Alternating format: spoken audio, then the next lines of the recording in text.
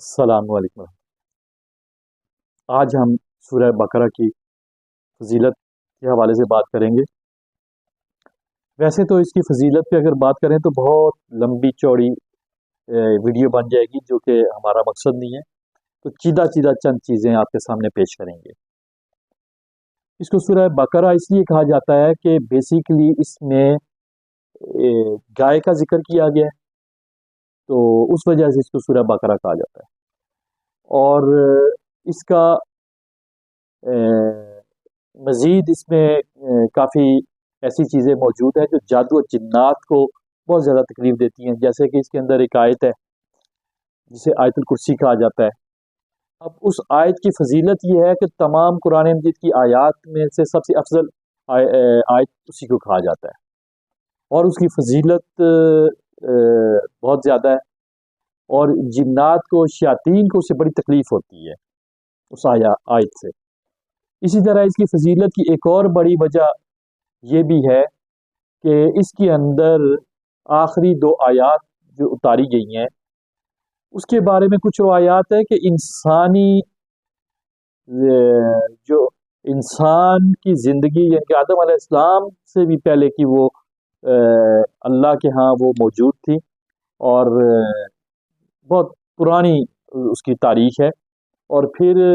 کچھ تو یہاں تک کہا جاتا ہے کہ یہ آخری دو آیات وہ وحی کے ذریعے نہیں بلکہ اللہ کے خزانوں میں سے خزانے کے طور پہ اللہ کے رسول صلی اللہ علیہ وسلم کو ایک تحفہ دیا گیا تھا۔ اس لیے بہت سی ایسی اس کے بارے میں روایات موجود ہیں، لیکن ایک بات اس حوالے سے بہت اہم ہے کہ یہ ہم نے جو تجربہ کیا ہے، جو ہمارے انفرادی تجربے کے اندر جو چیز آئی ہے کہ ہر قسم کے جادو کو اور شریر جنات کو یہ بہت تیزی سے روکتی ہے، اور جنات شیاطین اس سے بہت گھبراتے ہیں، بہت تکلیف محسوس کرتے ہیں۔ اور وہ تو ہم بعد میں بات کرتے ہیں، ایک دو واقعات حدیث سے آپ کے سامنے رکھتے ہیں کہ ایک حدیث کا مفہوم ہے کہ ایک صحابی رسول صلی اللہ علیہ وسلم تلاوت فرما رہے تھے سورہ بقرہ کی، تو وہ کیا دیکھتے ہیں کہ ایک روشنی تواتر سے اوپر سے نیچے آتی رہی، اور بالکل جب قریب آ گئی ان کا باہر موجود گھوڑا بدک گیا اس کو دیکھ کے، تو وہ بھی اس روشنی سے گھبرا کے تلاوت کو چھوڑ دیا انہوں نے، اور اس کے بعد روشنی ختم ہو گئی۔ تو اللہ کے رسول صلی اللہ علیہ وسلم کو جا کر جب یہ واقعہ سنایا تو آقا علیہ السلام نے فرمایا کہ وہ اللہ کی ملائکہ تھے، سورہ بقرہ کی برکت کی وجہ سے وہ اتر رہے تھے۔ تو اس طرح سے پھر اور بھی اس کے بارے میں بڑی احادیث ہیں۔ اس کے اندر خاص کر سلیمان علیہ السلام کا جو ذکر کیا گیا ہے اس سے بھی وہ بھی کیونکہ سلیمان علیہ السلام کے دور کے اندر بھی جادو بہت زیادہ پھیل گیا تھا، حتیٰ کہ سلیمان علیہ السلام کے دور میں جب جادو بہت زیادہ عام ہو گیا تو انہوں نے کیا کیا کہ انہوں نے تمام جادوگروں کی کتابیں اکٹھی کر کے رکھ لی تھی تاکہ جادو کا جو سلسلہ یہ رک سکے۔ اور اسی صورت کے اندر اس بات کا بھی ذکر کیا گیا کہ سلیمان علیہ السلام کے اوپر الزام لگایا اس وقت جو کفار تھے یا جادوگروں نے یہ الزام لگایا کہ یہ کتابیں ان کے پاس اس قدر زیادہ جو جادو کی تھی تو وہ ساری سلطنت اس جادو سے چلا رہے تھے، جبکہ اللہ نے پھر اسی صورت کے اندر یہ بھی جواب دے دیا کہ وہ جادو سے سلطنت نہیں چلا رہے تھے بلکہ وہ اللہ کے حکم سے وہ سلطنت چلا رہے تھے۔ وہ جو کفار ان کے اوپر الزام لگا رہے ہیں وہ جھوٹے ہیں، تو وہ اللہ کے رسول تھے۔ اور اس کی پس منظر میں یہی تھا کہ وہ کتابیں جب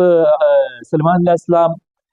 دنیا سے چلے گئے تو کتابیں ان کی کرسی کے نیچے سے کھود کے جادوگروں نے نکال لی تھی، اور وہ پیش کرتے تھے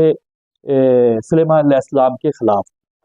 تو اس کا بھی اللہ نے اسی صورت کے اندر جواب دیا کہ وہ جادوگر نہیں تھے، وہ مسلم تھے، اور وہ باطل